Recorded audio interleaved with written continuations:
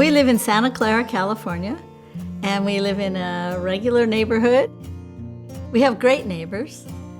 We've been here about 25 years, and when we first moved here, I made sure that we got to know our neighbors because I wanted them to know us and know that we were okay. Even some old people aren't too aware of the past and the present. You know, it's not that easy for still a lot of people.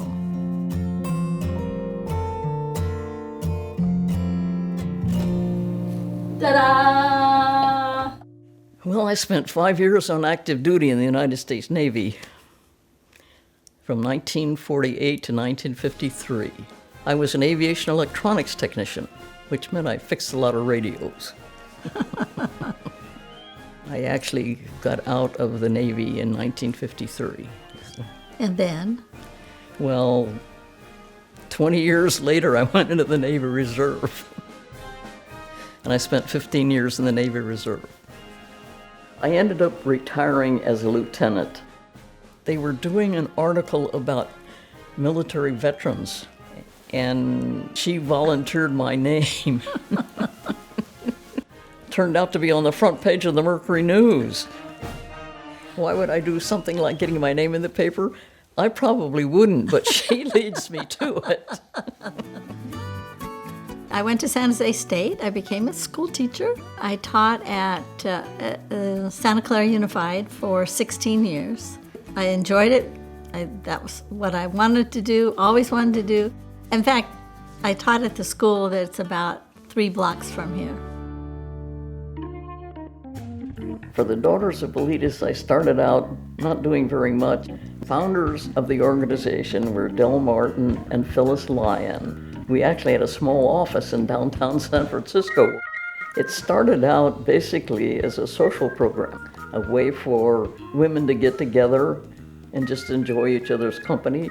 I know I didn't get involved in it until about 1956. Later on, I was president of the section for a while. We had a monthly magazine back when we used hand copy machines and typewriters. I met Arlene and Clara in 1989. I had the pleasure of having them as volunteers through every election that I ran for. They were right beside me all the way along the line. We really believed in Ken Yeager and wanted him to be successful, and we were willing to put in the time, and it was fun. It was a social thing, too. Well, mostly when I worked for Ken, I used to have to stack letters, and occasionally I'd put stamps on things, but mostly I just organized things and sometimes stuffed the envelopes.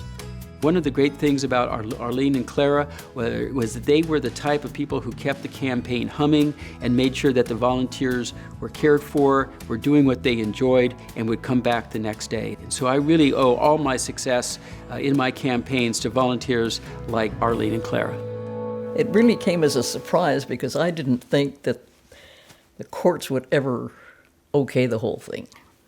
She's talking about us getting married. Yes. We chose Ken Yeager to officiate at our wedding. I was very honored to be asked by Arlene and Clara to marry them. We didn't want anybody else to do the marriage ceremony except Ken. So there was a little archway, all full of roses, and that's where we stood, and that's where Ken married us.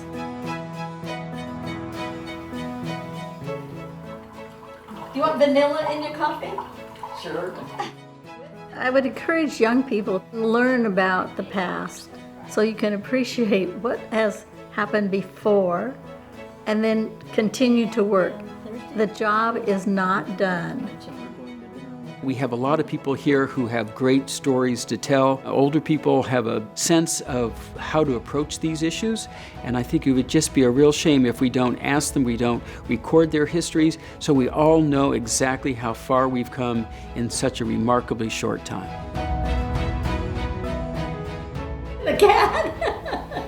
Okay, cat, come on.